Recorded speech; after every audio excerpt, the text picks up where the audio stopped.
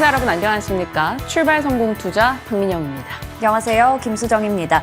긴 연휴 잘 쉬고 오셨을까요? 이번 주도 역시나 또 연휴가 예정되어 있기 때문에 굉장히 짧게 지나갈 것 같다라는 생각이 드는데요. 네. 그럼에도 뉴욕 증시는 쉬지 않기 때문에 저희는 또 부지런하게 정리를 좀 할 필요가 있을 것 같습니다. 네. 우선 뉴욕 증시는 월요일에 이 국채 금리가 급등하면서 3대 지수가 약보합에서 마감을 지었습니다. 그리고 이슈가 있는 종목이라고 하면 특징주로는 엔비디아를 볼 수 있을 텐데요. AI 반도체 관련해서는 최대 수혜주다라는 기대감 나오면서 13개월 만에 최고치를 찍기도 했습니다. 말씀 주신 대로 이번 주는 휴장이 또 껴있다 보니까 네. 짧은 한 주입니다. 하지만 긴장감은 또 그 어느 때 못지 않을 것 같은데요. 반도체 섹터에 대한 이 전망이 개선되고 있다는 것, 이 하나의 호재로 좀 잘 이끌어갈 수 있을지 궁금해지는 시점입니다. 시장에 대한 이야기, 또 우리가 쉬는 사이 들려왔던 내용들 같이 정리하면서 시작해 보시죠.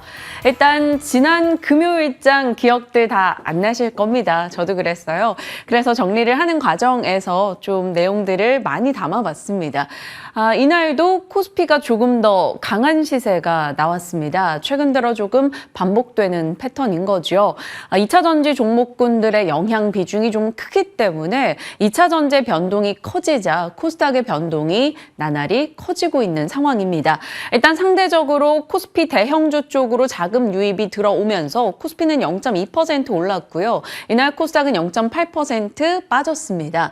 미국의 기술주들의 실적 선전이 힘이 조금 돼주는 모습이었고요. 다만 연휴나 FOMC를 앞둔 경계감은 남아 있었습니다.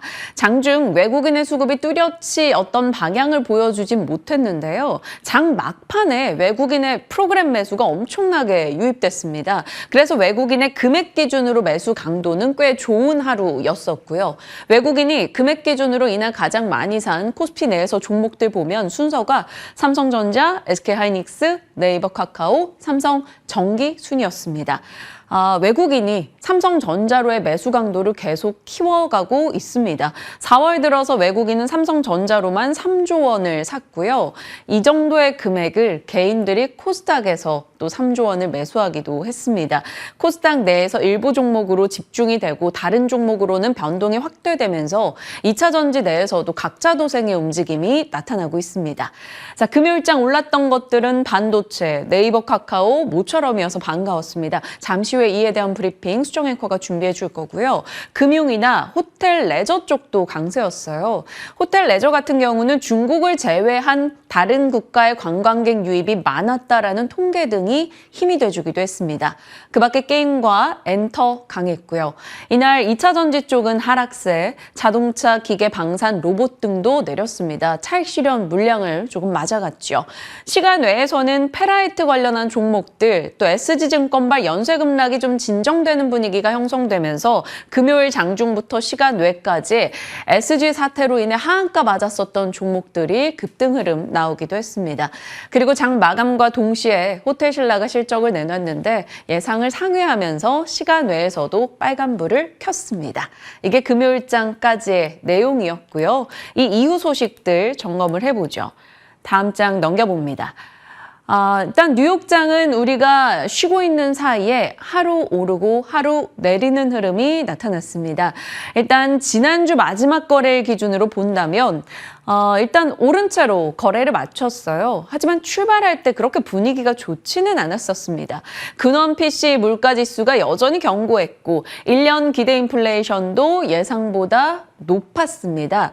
그래서 물가 부담이 조금 있고 쉽지 않은 인플레 잡기라는 것을 인지했다라는 거죠. 그런데 오전 10시경에 미시건대 소비자 심리 기대 지수가 반등을 보입니다. 경기 자신감이 좀 피력이 되면서 이때부터 시장이 조금씩 회복하는 흐름이 나왔고요.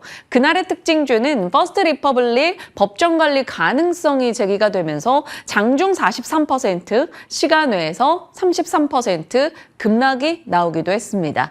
자, 이날도 강했던 쪽은 반도체였어요. 인텔이 역대 최악의 손실을 기록했는데 다음 분기 재고가 조금 줄 수 있을 거야 라는 이야기가 나오면서 올라갔습니다. 필라델피아 반도체 지수가 1.8%나 뛰었죠.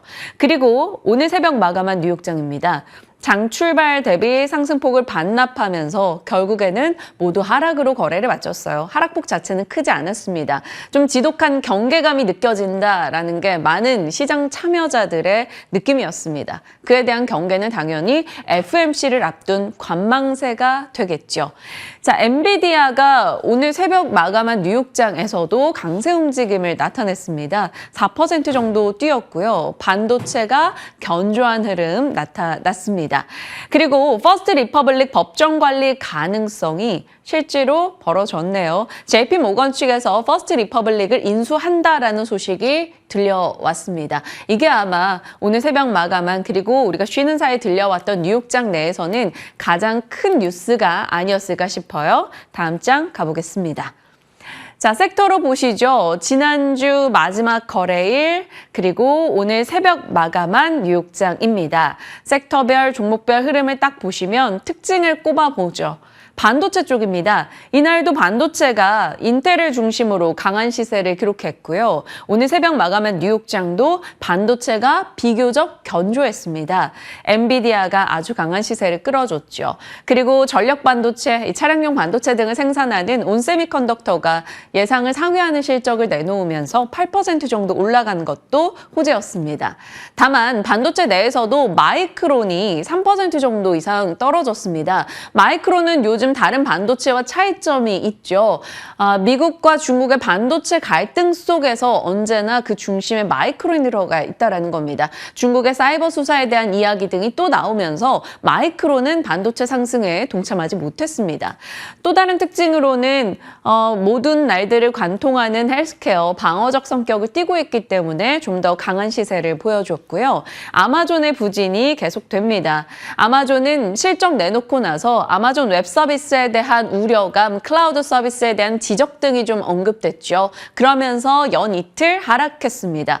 자, 그리고 지역은행 쪽이요. 퍼스트 리퍼블릭 법정 관리 가능성이 있었던 지난주 마지막 거래일에 다른 지역은행은 올라선 채 거래를 마쳤어요. 퍼스트 리퍼블릭으로 조금 국한될 수 있다라는 심리가 좀 강했다면 이제 퍼스트 리퍼블릭이 JP 모건에게 인수된다라는 소식이 전해지고 나서 지역은행 관련주들은 또 모두 다 내려갔습니다.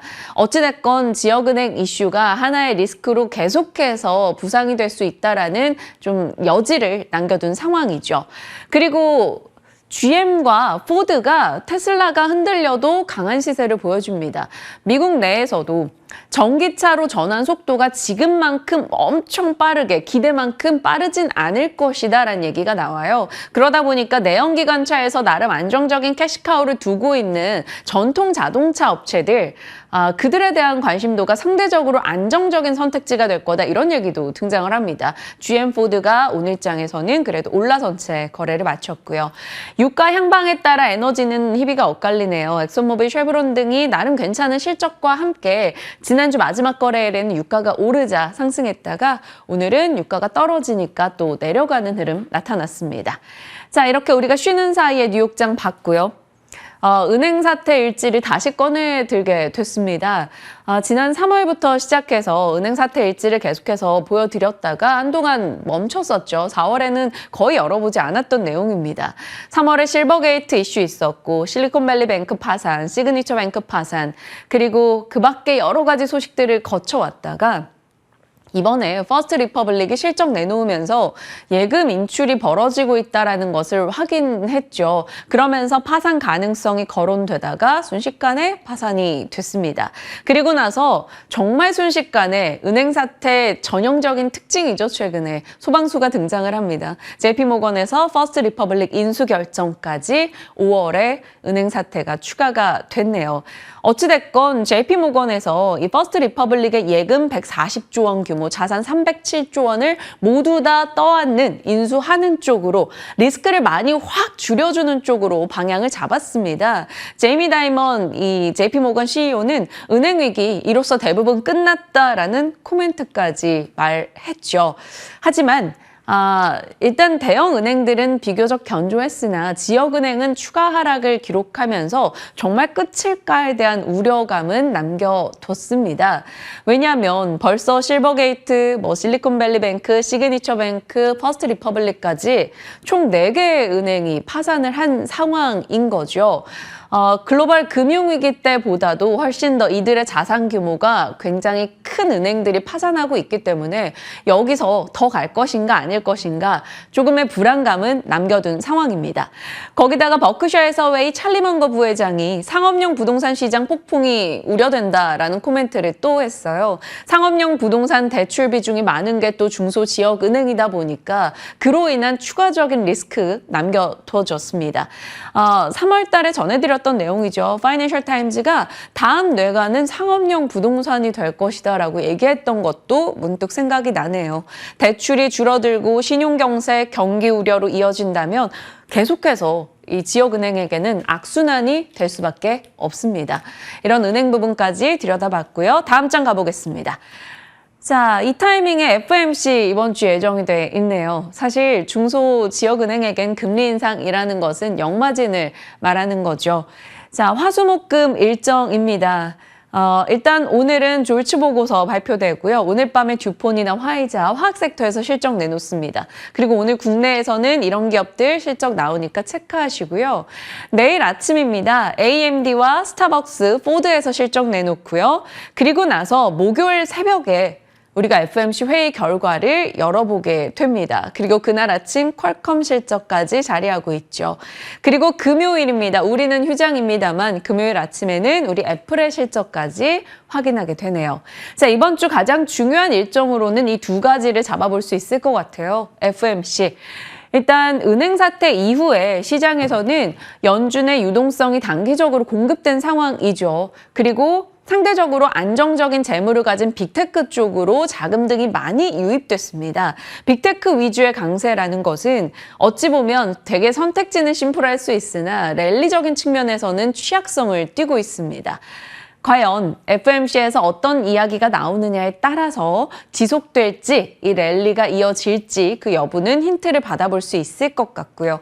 애플이 금요일에 실적을 내놓을 텐데 지금 S&P 500 내에서 마이크로소프트와 애플 비중이 굉장히 높습니다. 만약에 애플 실적이 시장 예상보다 크게 못 미친다면, 흔들린다면 역시나 우리 시장에는 조금 충격이 될 수 있겠죠. 이 부분 짚어봐야겠습니다. 일단 애플 실적이 생각보다 약할 수 있다라는 지적 등은 나오고 있습니다. 자, FOMC 중요하죠. 연준이 금리 인하할 수 있을까요? 일단 시장에서는 기대하고 있습니다. 이번 은행 사태로 인해서 은행 사태의 지금 문제점들은 다 고금리에서 촉발됐는데 지금 은행들이 이렇게 파산하는데 계속 긴축을 유지할 수 있을까라는 시각도 나오고 있고요. 연준의 입으로 여겨지는 월스트리트 저널의 닉 티밀하우스 기자, 한 번 더 인상 후에 스탑을 논의할 것이다 라는 코멘트, 약간 달라진 뉘앙스를 내놓기도 했습니다. 하지만 그럼에도 불구하고 시장은 연말 연준의 금리 인하 쉽지 않을 수 있다는 것도 방향을 주고 있네요. 물가가 여전히 견고합니다. 발표되는 물가 데이터들 보면 근원 물가들이 다 강하고요. 기대 인플레이션 올라가고 있고요. 자재 가격 지수, 가솔린 가격 등이 반등 흐름을 보여줍니다. 그리고 금리 상승기에는 가장 먼저 무너지는 게 건설 지출 쪽이라는데 지금 데이터 등을 봐도 건설 지출이 강력합니다. 그렇기 때문에 과연 정말 영향이 있었던 것인가? 그러니까 고강도 긴축을 조금은 더 해야 되지 않느냐라는 지적 등이 나오네요. 이걸 좀 반영했습니다. CME 페드워치에서 금리 인상 가능성, 5월 가능성도 당연히 25bp 올라갔고요. 6월 금리 인상 가능성도 소폭이나마 올라가네요. 오늘 새벽 마감한 뉴욕장 내에서 모두 국채금리가 뛰어가는 흐름도 확인이 됐습니다. 이것들이 반영되면서 뉴욕장도 상승폭을 조금 줄였던 거겠죠. 자, 국내로 들어옵니다. 국내에서는 이제 수출 데이터 등이 나오죠. 4월에 15대 주요 품목별 수출액을 보면 증가한 곳이 딱 3곳입니다. 인프라, 선박, 그리고 자동차 쪽이 될 것 같아요. 일반 기계와 자동차, 선박 등 최근에 꽤나 종목들의 시세가 좋았던 쪽을 볼 수 있겠죠. 여전히 반도체 쪽이 불황이었습니다. 수출액 기준으로는 무려 41%나 급감했어요. 중국으로의 무역 적자도 계속됐고요. 자, 시장은 근데 이 상황에서 그렇다면 중국만 개선된다면 반도체 쪽은 정말 바닥을 치는 게 아니냐라고 이야기를 하고 있습니다. 그래서 반도체 섹터에 대한 기대감이 등장하는데요. 반도체는 지금 감산이라는 한 방향을 놓고 굵직한 업체들이 달려가고 있기 때문입니다. 감산에 대한 모멘텀, SK하이닉스부터 삼성전자, 마이크론 혹은 다른 업체들까지도 다 감산으로 수요에 대해 탄력적인 공급량을 조절하겠다라고 이야기를 하고 있고요. 빅테크 업체들의 투자 전방으로서 계속 늘고 있죠. DDR4에서 5로의 전환, AI 수요, 그리고 EUV에 대한 관심, 이것들 모두 반도체에게는 긍정적입니다. 다만 하나가 받쳐주지 않았던 게 지난주부터 말씀드렸던 수요라고 전해드렸죠. 이 부분에 대해서도 이제 2분기 지나가고 나서부터 수요는 급격하게 늘어날 수 있다, 재고 소진될 거다라는 시각 등도 많이 나오고 있습니다. 인텔 CEO인 팻 겔싱어도 실적 내놓고 나서 칩 수요가 2분기에는 회복될 것이다 라고 이야기했습니다. 자, 반도체 지금 이 수요 부분을 제외한다면 걱정거리가 대외적으로 딱 하나 있죠. 바로 미중 갈등 속에 우리가 껴있기 때문입니다. 근데 그 부분에 대해서도 약간의 걱정을 덜어주는 내용이 추가됐네요. 산업부에서 대중 반도체 장비 수출 통제, 미국과 좀 협의를 했고 어느 정도 성과를 보고 있다라고 얘기했습니다. 이 말은 10월이면 이제 대중 반도체 장비 수출 우리는 못하게 되는 이 통제권에 들어가게 되는데 그 부분을 연장하는 쪽으로 논의가 되고 있다. 너무 걱정하지 말아라. 이런 코멘트 등이 나왔다고 해요. 과연 어떨지는 뚜껑 열어봐야 알겠습니다만 나름의 긍정적인 소식입니다. 자, 다만 중국과 우리의 관계에 대해서 계속 걱정스러운 목소리가 나오고 있네요. 중국에서 언론 보도가 있었습니다.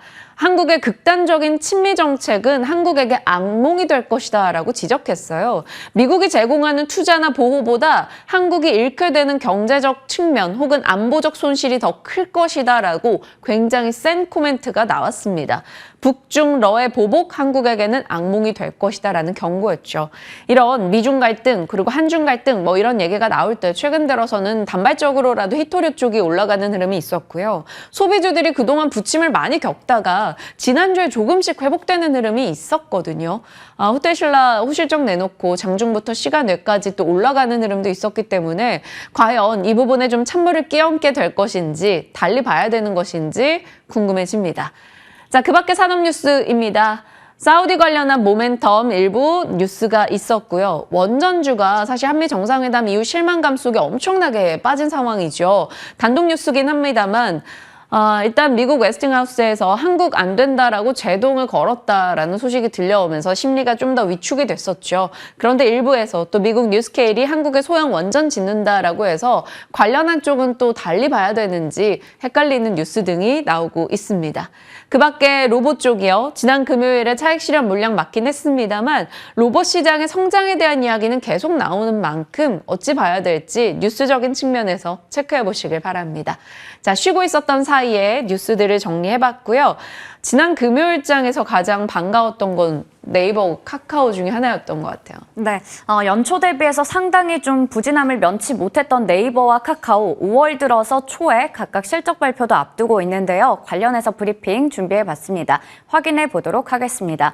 먼저 올해 들어서 전반적인 흐름부터 좀 체크해 보려고 합니다. 올해 들어서 네이버가 8%가량 올라왔고요. 그리고 카카오 같은 경우 9% 정도의 상승세를 나타냈습니다.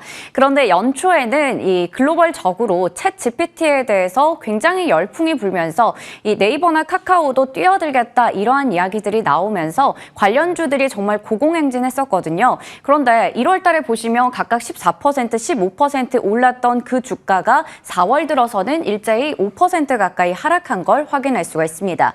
지금 네이버와 카카오의 주가 추이를 본다면 작년 4월 29일 말쯤에는 28만 원 정도를 기록했었던 네이버의 주가가 지금 현재 19만 원까지 뚝 떨어진 것을 확인할 수 있는데요. 물론 올 초에 2월쯤에 23만 2천 원까지 찍기도 했었지만 그리고 나서는 정말 별다른 모멘텀 없이 쭉 내려간 것을 확인할 수 있었습니다. 카카오도 마찬가지로 작년 이맘때쯤에는 9만 원 가까운 주가를 기록했었는데 지금 현재 5만 8천 원 정도에 위치해 있고요. 올해 2월에는 7만 원 위까지 올라갔다가 역시나 쭉 떨어진 것을 확인할 수 있습니다. 최근에 2주 동안 네이버와 카카오 주가가 정말 부진했었거든요. 하염없이 내리막길을 걷고 있었는데 그 속에서 만난 게 바로 메타 플랫폼즈가 되겠습니다. 현지 시간으로 지난 26일에 메타 플랫폼즈가 호실적을 내면서 급등이 나오자 이 관련주까지 좀 호실적에 훈풍을 좀 받아가면서 금요일장에서 네이버가 2%가량, 카카오가 4%가량 올라갔었는데요. 이 부분에서 계속해서 시세를 이어갈 수 있을지는 체크해 볼 필요가 있겠습니다. 다음 페이지 넘겨볼 텐데요. 그럴만한 게 바로 앞서 얘기 드렸듯이 연초에는 네카오도 한국형 챗 GPT를 개발하겠다라는 이야기가 나오면서 이 부분이 굉장히 주가를 잘 이끌어줬었는데 이제는 올해 1분기 실적에 대해서 부진할 것이다라는 전망이 나오면서 그간의 상승분을 모두 반납하고 있기 때문입니다. 실적 전망을 본다면 먹구름이 가득한데요. 네이버 같은 경우 5월 8일에 실적을 내놓을 예정입니다. 네이버 실적에 대해서 정말 먼저 컨센서스를 좀 체크해 보려고 하는데요. 다시 앞에 페이지 확인해 볼게요. 매출액 같은 경우에는 2조 원 이상을 기록하면서 전년 동기 대비해서 23% 늘어날 것으로 전망되고 있고 영업이익은 3천억 원 이상을 기록하면서 전년 동기 대비해서 5%가량 늘어나면서 일단 매출액과 영업이익 괜찮을 것이다라는 얘기도 나오고 있지만 일각에서는 실적의 전망치를 밑도는 그런 실적을 낼 것이다라는 우려도 나오고 있습니다. 그리고 카카오 같은 경우 5월 4일에 실적을 내놓을 예정인데요. 매출액은 전년 동기 대비해서 10%가량 성장할 것으로 예상이 되지만 영업이익 같은 경우에는 전년 동기 대비해서 20%가량 빠질 것으로 좀 부진한 실적이 예상되고 있습니다. 그러다 보니까 증권가에서도 눈높이를 계속해서 내리고 있는 상황인데요. 관련해서 확인해 보도록 하겠습니다. 다음 페이지 다시 보도록 할게요. 증권가에서 어떤 얘기를 하고 있었을까요? 네이버는 KB증권에서 목표 주가를 27만 원으로 내렸고요. 신한투자증권에서는 목표 주가를 24만 원으로 내렸는데요. 광고 부문은 원래도 안 좋을 것으로 예상을 했는데 예상보다 하락세가 더 가파르다라는 부분을 짚고 있었습니다. 콘텐츠 같은 경우에 좀 외형 성장을 견인하나라는 기대를 했었는데 이 부분도 역시나 성장세가 크게 둔화가 되고 있는 상황이죠. 그리고 카카오도 마찬가지로 목표 주가를 NH투자증권에서 8만 원으로 KB증권에서 7만 5천 원으로 각각 하향 조정했습니다. 경기 둔화 때문에 광고비의 집행이 감소했고요. 모빌리티라던가 기존의 신사업들도 성장이 둔화되고 있습니다. 그러다 보니까 올해와 내년의 영업이익 추정치를 각각 하향 조정했고 이에 발맞춰서 목표 주가도 내렸다라는 게 KB증권의 설명이 되겠습니다. 다음 페이지 확인해 보겠습니다. 그래도 기대할 만한 요소들은 좀 있지 않을까요? 일각에서 제시를 하고 있는 그나마 긍정적인 요소들 좀 모아봤는데요. 총 3가지로 볼 수 있겠습니다. 먼저 글로벌 AI 열풍에 그래도 네카오가 동참을 하고 있다라는 부분이 될 텐데요. 이 부분은 양사 수익성 개선의 하나의 또 발판이 될 수 있겠죠. 우선 네이버 같은 경우 7월에 가칭이긴 하지만 서치 GPT를 출시할 예정입니다. 굉장히 한국어 쪽에 특화되어 있기 때문에 차별화가 있다라는 평가를 받고 있는 상황이고요. 카카오도 버티컬 AI 서비스 올해 중으로 출시할 것이다 라는 계획을 밝히기도 했습니다. 다음으로 1분기 들어서는 그래도 글로벌 광고 시장이 회복세를 나타낼 것이다 라는 전망이 나오고 있는 건데요. 네이버는 커머스 부분에서 D2C, 이 직접 판매라는 부분에서 시장 점유율이 계속해서 커지고 있고요. 여행이나 예약도 회복되고 있고 작년에 인수했었던 중고거래 플랫폼이죠. 포시마크 쪽에서의 매출이 그래도 연결이 된다라는 그 부분을 긍정적으로 볼 수 있겠습니다. 카카오 같은 경우 카카오 선물하기가 정말 압도적인 시장 점유율을 차지하고 있잖아요. 그 부분. 그리고 톡비즈의 개편 효과도 극대화될 것이다 라는 부분에서 좀 기대할 수 있겠다라는 이야기 나오고 있습니다. 다음으로 IP를 확보해서 여러 가지 영상 작업에도 집중하고 있습니다. 그리고 양사의 캐시카우라고 볼 수 있는 웹툰이라는 이 플랫폼 사업의 추가 성장이 전망된다라는 부분까지 긍정적인 요소들로 해석할 수가 있겠습니다. 관련해서 리포트가 정말 많이 나왔었는데 이베스트 투자증권의 오리나 연구원께서 네이버와 카카오에 대해서 리포트를 냈더라고요. 올해는 챗 GPT와 AI가 정말 화두가 될 것이다 라는 얘기를 하면서 저게 GPT인데 잘못 나와 있습니다. AI가 화두가 될 것이다 라고 얘기하면서 플랫폼 기업의 확장성이 더 넓어질 것이다 라는 전망을 냈습니다. 특히 이 플랫폼 쪽에 투자를 집중하고 있는 네이버 카카오의 역량은 더 커질 것이다 라는 부분 얘기했었고요. 과거에도 플랫폼 경쟁에서 네이버나 카카오 같은 경우에는 야후나 네이트를 눌렀던 그런 경험이 있기 때문에 이번에도 충분히 우위를 점할 수 있다라는 이야기 하고 있었습니다. 이커머스 시장도 올해 들어서 8에서 10%가량의 성장이 예상되기 때문에 결국에는 네카오가 최종 승자가 될 가능성이 높다라는 긍정적인 내용을 담고 있었습니다. 리포트도 참고하시면 좋을 것 같고요. 이 플랫폼 기업들 얘기를 하다 보면 안 할 수가 없는 이야기가 하나 더 있습니다. 바로 규제 이슈가 될 텐데 사실 정부에서는 자율 규제 쪽으로 이야기를 하고 있었거든요. 하지만 지난해 10월쯤에 카카오, 네이버 쪽의 서비스가 먹통 사태를 빚으면서 정부에서도 결국에는 칼을 꺼내들게 됐습니다. 규제 강화로 태도를 바꾸고 있는 건데요. 가짜뉴스 대응을 강조하면서 포털의 책임론이 좀 부각되기도 했었고요. 네이버 스마트 스토어에서 일부 가짜 후기 사건이 나타나기도 했었죠. 그리고 중요한 건 지난 10월에 카카오 먹통 사태 때문에 디지털 재난 관리 대응에도 집중해야 된다라는 이야기 나오고 있습니다.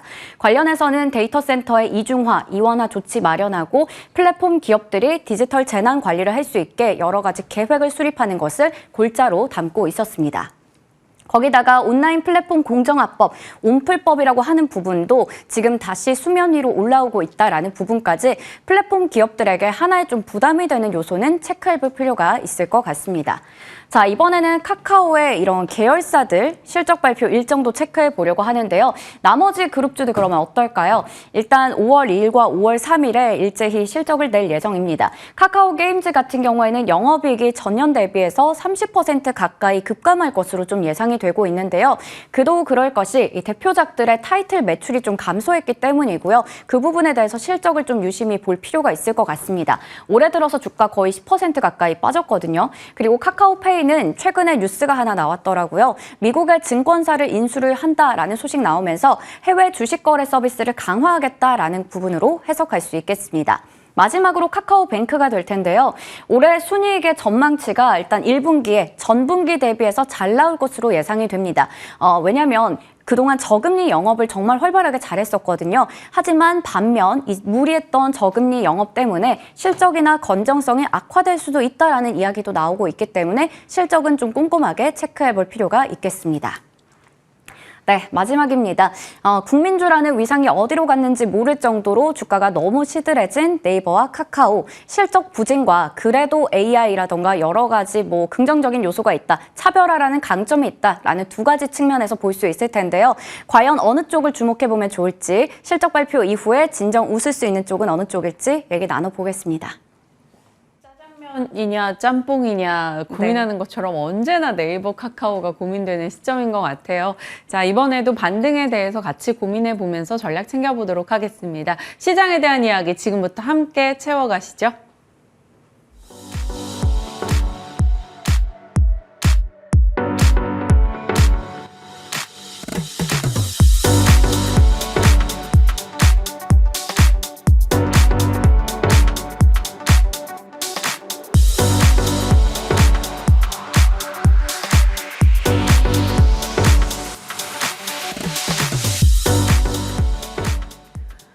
시장에 대한 전략 진맘쌤과 챙겨봅니다. 어서 오세요. 네, 안녕하세요. 저희가 쉬는 사이에 뉴욕은 이거래일이 진행이 됐고 그 사이에 주요했던 뉴스는 퍼스트 리퍼블릭, JP모건이 인수한다라는 내용과 이번 주 FMC, 애플 실적 등을 앞두고 있다입니다. 이를 두고 시장 전략부터 먼저 짜볼까요? 네, 일단 한국 시장이 지난주에 좋지 않았습니다. 여러 가지 이슈들이 있었지만 일단은 수급 고임이 지속이 되고 있다. SG증권발 사태가 이어지고 있다라는 그런 말씀을 드리겠고요. 이게 여파가 아직까지도 시장에 좀 어느 정도 영향을 미치고 있는 것 같습니다. 즉 이제 글로벌 지수가 괜찮음에도 불구하고 한국 지수는 유난히 수급 고임 현상으로 인해서 낙폭이 굉장히 많았다라는 그런 이야기를 드리겠고 그 부분들이 투심이 좀 악화가 되면서 지수의 좀 반등을 계속적으로 막는 요소들로 작용을 했던 걸로 기억을 하고 있고요. 이런 부분들 이제 어느 정도 신용 레버리지에 대한 그런 부분들이 아예 계속적으로 지속이 됐다라고 하면은 지수 방어를 해 주었을 수도 있을 것으로 생각이 되는데 또 그 부분들이 사실상 일부 제한되는 부분들도 존재를 하면서 한국 지수의 상승을 막았다. 근데 이번 주에는 사실 어떤 이제 큰 이슈를 하기에는 거래일이 너무나 적습니다. 이제 금요일도 휴장이어서 이제 오늘 그다음에 수요일, 목요일 3거래일 정도 진행될 예정인데 이제 한국에서 이제 FOMC 영향을 미칠 만한 그런 날짜가 딱 하루죠. 목요일 하루만 이제 영향을 받기 때문에 그 여파에 따라서 오늘 내일 이틀 정도는 준비를 하되 그 영향력이 굉장히 미미할 것으로 예상이 되고 주말간에 사실 뉴스들이 그렇게 많지 않았어요. 사실 이게 아까 말씀드린 두 가지 뉴스를 제외하고는 뭐 특별한 뉴스라고 하기에는 좀 부족한 면이 굉장히 많았기 때문에 테마 이슈 또한 굉장히 부족한 부분들도 존재를 합니다. 그래서 이제 단기 트레이딩보다는 FOMC를 준비하는 화요일, 수요일이 되셨으면 좋을 것 같고요. 목요일 이후의 흐름을 한번 지켜보시면 좋을 것 같은데 일단 제가 이제 이전에 5월 초까지 일단 조심을 해보자라고 말씀을 이제 어느 정도 준비는 해 두자라고 말씀을 드렸는데 일단 살짝 연장해서 5월이 FOMC가 크게 뭐 문제가 없다라고 하면은 5월 시장까지는 괜찮을 것으로 생각이 되기 때문에 이제 6월만 조심하자. 이제 또 한 번 정도 또 이제 리마인드 드릴 시간이 되긴 해서 5월에 그렇게 크게 실적들이 무너지지 않는다라고 하면은 생각보다 또 재미있는 시장이 이어질 것으로 생각이 되기 때문에 5월은 생각보다 괜찮을 거다. 6월을 또 준비하는 5월이 되자라는 그런 의미에서 말씀을 드리도록 하겠습니다. 네. 그렇다면 그 사이에서 뭐 각 섹터별 방향이 궁금합니다. 생각보다 괜찮게 진행이 된다면 그 선택지에 반도체를 넣어야 될지요. 지금 뭐 여러 가지 스토리상으로는 반도체 쪽이 상당히 매력적으로 다가오고 있긴 하거든요. 그리고 실제로 미국장 내에서도 국내에서도 선전하는 건 또 반도체이기도 하고요. 어찌 보세요? 반도체 굉장히 좋게 보는데 다만 이제 두 가지 포인트로 접근이 가능합니다. 아예 단기거나 아예 초장기거나 이제 두 가지를 말씀을 드리려고 하는데 반도체 겨울이 지나긴 했습니다만 아직 겨울인 겁니다. 그래서 2분기 실적까지도 그렇게 좋지 않을 것으로 생각이 되는데 이 부분들을 시장이 중간중간에 반영만 해도 생각보다 하락이 크게 나올 수도 있기 때문에 누가 저점을 잘 잡는지 여부가 굉장히 중요를 하고요. 그렇지만 단기적인 요소들도 굉장히 매력적인 부분들이 많아가지고 아예 짧게 보시면서 5%에서 10% 내의 수익률을 이번 달에 한번 이제 공략을 해보시는 분들도 계실 수 있을 반면에 아예 초장기로 보면 굉장히 매력적인 종목들도 많이 존재를 하고 있습니다. 그래서 반도체 굉장히 좋을 수도 있으나 애매하게 이제 뭐 한 달, 두 달 요 단위로 끊어 가시게 되면은 오히려 수익률이 좋지 않을 수, 즉 이제 올랐다가 또 떨어질 수 있을 만한 요소들도 존재를 하기 때문에 좋을 수도 있습니다만 아예 전략을 짧게 돌파 매매와 그 다음에 아예 초장기적으로 바닥권에서 모아가는 그런 두 가지 전략을 같이 혼용하게 될 경우에는 시장 대비해서 굉장히 우수한 수익률 충분히 거둘 것으로 전망이 되고요. 그러면 그거 나눠야 될 것 같아요. 초장기 네. 종목이랑 단기 대응 종목이랑 다를 거 아니에요? 네, 일단 초장기 종목 먼저 말씀을 드리면 저는 SK 하이닉스 먼저 말씀을 드리겠습니다. 뭐 삼성전자는 사실 주가 그렇게 많이 빠지진 않아가지고 여기서 또 충분히 올라갈 요소가 있는데 하이닉스는 그만큼 디램과 낸드라는 그런 사업 부분으로 봤었을 때는 분명히 한정적인 요소들로 인해서 하락폭이 좀 더 깊었지만 분명히 사이클이 다시 올라가게 된다라고 하면은 추가적인 상승세를 강하게 있을 것으로 예상이 되기 때문에 하이닉스는 한 9만 원 이하에서는 계속적으로 9만 원 이제 왔다 갔다 해서는 충분히 모아가셔도 될 것 같고 초장기 전략으로 갖고 가셔도 될 것 같고요. 이제 단기적인 요소로 말씀을 드리게 되면 일단 EUV 관련주들의 흐름이 계속적으로 좋게 나타나고 있습니다. 그래서 너무 걱정하시진 말라는 이제 의미와 함께 일단 SNS 텍을 우선주로 말씀을 드리면서 전반적으로 단기는 EUV 관련주, 그다음에 초장기로 봤었을 때는 하이닉스가 그래도 이제 장기전으로 갔을 경우에 안정적인 주가와 그다음에 높은 상승 탄력성을 보유하게 될 가능성이 크다. 이렇게 정리해 드리도록 하겠습니다. 하이닉스 같은 경우는 지금 반도체 섹터의 수요 쪽에 거의 뭐 유일무이한 모멘텀이죠. AI 쪽, HBM 반도체 꽤 빠르게 치고 나간 것이기 때문에 그 부분도 하나 이제 관전 포인트로 두고 보셔도 좋을 것 같습니다. 말씀 주신 내용들, EUV는 좀 단기적 대응, 그리고 SK 하이닉스는 초장기적 관점에서 긍정으로 바라보며 가져가겠습니다. 자, 다음 질문은 한국과 중국의 갈등이 이제 고래싸움에 새우등 터진다고요. 네, 이 부분에 좀 그대로 맞은 느낌이 살짝 있거든요. 그래서 한중 갈등이 좀 심화된다면 거기에서 저희가 또 대비책을 종목별로 섹터별로 세워둬야 될 것 같아요. 사실 이제 갈등이 나올 수 있을 만한 요소들은 거의 다 나온 것 나온 것 같거든요. 같아요. 사실 이제 뭐 한미 정상회담 이후에 뭐 이제 한중일 이제 3국에서도 이제 어느 정도 회담을 진행을 하면 사실 한국 입장에서는 가운데서 줄타기를 해야 되는데 어느 양쪽의 그 이제 미국과 중국의 사이에서 줄타기를 하기가 굉장히 어렵습니다. 그만큼 양쪽 강대국이기 때문에 차라리 어느 한쪽을 선택을 강요받을 수밖에 없는 입장이기 때문에 굉장히 좀 어려운 부분들도 있습니다만 분명히 당근과 채찍을 혼용하는 그런 상황에서 봤었을 때는 분명히 당근도 줄 것으로 생각이 됩니다. 중국 입장에서도 한국은 버릴 수 없는 카드고 미국 입장에서 당연히 한국은 최우방이기 때문에 그런 부분들이 지금 현재 외부적인 상황이 굉장히 혼란스럽기는 한 상황입니다만 그럼에도 이제 어느 정도 채찍이 나왔으면 분명히 그 안에 당근도 존재를 할 거다. 이렇게 기대를 좀 해볼 필요가 있는 것 같은데 사실 지금 휘토르 관련주를 컨택하기에는 조금 늦은 감이 좀 없지 않아 있습니다. 이미 시세를 분출을 많이 했고요. 그 부분들이 지속이 되기에는 어느 정도 화해 무드나 혹은 이제 약간의 시장의 주도주에서 밀리기만 해도 주가 하락폭이 굉장히 많이 올라가는 모습을 보여주고 있기 때문에 저라면은 오히려 이런 중국의 제재로 인해서 빠졌던 종목들 사이에서 모멘텀을 찾아보시는 게 훨씬 더 좋을 것 같고요. 관련해서 이따 뒷면 스픽으로 다룰 종목도 그런 이제 관련 섹터이기 때문에 사실 이제 주말간에 기사가 나왔는데 중국이 이제 지표를 좀 숨기는 이야기가 기사가 나왔잖아요. 근데 이제 숨길 수 없었던 지표가 서비스업 지표는 또 굉장히 좋게 잘 나오고 있었기 때문에 그 부분들이 필수 불가결적으로 한국에서 수입을 할 수밖에 없는 요소들은 분명히 플러스적인 요소들도 있고 반대로 말하면은 한한령 관련주들을 벗었을 때는 위기가 될 수도 있다. 즉 이제 그 안에서 충분히 투자 모멘텀은 찾아보실 수 있을 것 같고 갈등 분쟁주보다는 밀렸던 종목들 중에서 기회를 찾아보는 게 조금 더 좋을 것 같다라는 말씀을 드리겠습니다. 말씀 주신 대로 휘토르 관련한 종목들이 사실 뭐 페라이트 관련주로도 엮이면서 엄청나게 또 시세는 종목들도 있기 때문에 지금 시점에 대응하기에는 어느 정도 리스크 감내하는 게 있기 때문에 잠시 미뤄두자라는 의견이고요. 중국 소비주 내에서는 아이디어 찾아본다면 잠시 후에 집만 스픽으로 열어주시겠다 하셨습니다. 끝까지 함께 하셔야 될 것 같아요. 자, 다음은 이제 네이버 카카오요. 네이버 카카오가 반등하면 왜 꼭 아이템으로 넣고 싶은지 저희가 이 종목을 뭐 보유하거나 이런 게 아니고 그냥 많은 분들이 갖고 계실 텐데 이 종목의 반등에 대해서 어떻게 의미를 파야 될 것인가 그것에 대한 시청자분들과 좀 공감하는 차원에서 고르거든요. 네. 네카오 어떻게 해요? 더 갈 수 있어요? 저는 이제 저점 매수는 유효한데 사실 이제 이전만큼의 상승세를 보여주긴 조금 어려울 것으로 좀 전망이 되고요.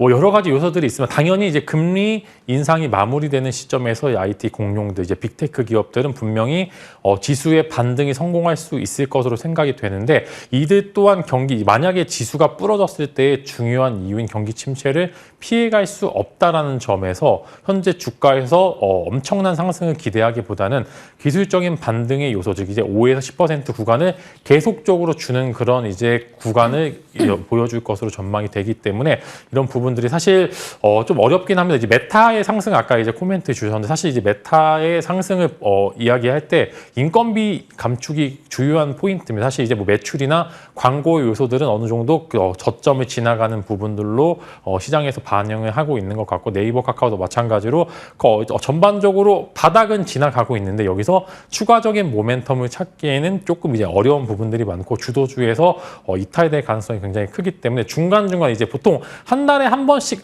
이제 다뤄보는 것 같아요. 이제 올라오나 이런 식으로 이제 이야기를 좀 많이 하고 있는 것 같은데 마찬가지로 한 달에 한 번씩 바닥권에서 뭐 5에서 10%의 상승 번역을 계속적으로 보여줄 겁니다. 근데 이게 추가적인 상승세를 이끌기에는 모멘텀이 너무나 부족하다라는 그런 이야기와 함께 이제 그 구간들만 저점에서 저점 매수 정도만 유효하긴 한데 이 저점 매수가 굉장히 확률이 높게 5에서 10%의 수익률을 주고 있다는 그런 이야기, 즉 이제 바닥권에서 잡아보셔도 된다는 이야기지만 지금 현재 구간에서는 또 바닥을 다시 가게 될 가능성이 굉장히 크다라는 의미로 해석을 해보시면 좋을 것 같고요. 관련해서 이제 뭐 챗GPT 관련된 이야기가 있는데 이게 수익성이 있다 없다라는 관점에서 아직 없다라는 부분들로 보고 있는 거기 때문에 그만큼 재료 노출에 인한 상승이 나오게 될 경우에는 오히려 매도 포지션 잡아보시는 게 좋을 것 같고요. 그래서 네이버, 카카오 둘 중에도 어떤 게 골라야 되냐라고 이제 네. 질문이 나올 것 같은데 일단 수정 앵커님은 의상은 네이버신 것 같은데요. 일단은 카카오는 아니시죠? 네. 네. 일단은 그래서 저는 여전히 네이버를 먼저 조금 더 보고 있는데 카카오가 이제 SM 인수 후에 또 카카오 엔터 상장 관련된 분명 모멘텀이 한 번 정도 나오면서 주가에 등락이 심할 것으로 예상이 되고 있기 때문에 그 부분들이 네이버의 손을 들어줄 수밖에 없는 요소들로 작용을 하고 있는 것 같습니다. 저는 여전히 네이버의 손을 조금 더 들어주고 싶습니다. 네.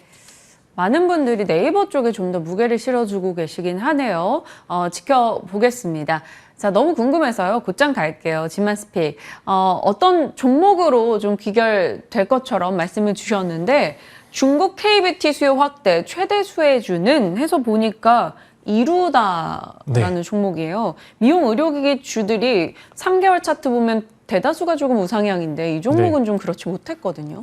근데 사실 이제 계속 이제 관련 섹터를 한번 이제 어제 이제 지표들 좀 해석을 하는데 이제 제조업 지수는 확실히 중국이 안 좋았는데 네. 이제 서비스업 지수는 정말 어마무시하게 좋게 나온 경향이 있습니다. 그래서 분명히 그 안에 서비스업 소비에 관련해서는 돈을 아끼지 않고 한국을 배제시킬 수 없는 부분들로 보시게 되면은 미용 의료기기 관련 섹터가 우선적으로 이야기 나올 수밖에 없는데 뭐 파마 리서치 다 돌려봤는데 너무 꼭다리 있어가지고 그 중에서 일단은 수급상으로도 그 다음에 조금 부담이 덜한 종목을 찾다 보니까 이제 이루다라는 종목이 나오게 됐고요. 네. 이제 해외 매출 호조로 이제 계속적으로 좀 섹터 자체가 추가적인 상승을 기대를 해 볼 만한 상황에서 주가가 한 번 정도 얼마 전에 또 조정이 있었더라고요. 그래서 굉장히 매력적인 구간인데 그 조정의 구간에 외국인들의 매수세가 엄청나게 좀 동반이 됐습니다. 그래서 상대적으로 조금 더 덜 올랐고 더 많이 오를 수 있는 종목을 찾다 보니까 사실 뭐 이루다가 이제 탑 기업이다라고 이야기하기보다는 탑 기업으로 성장할 수 있을 만한 요소들을 많이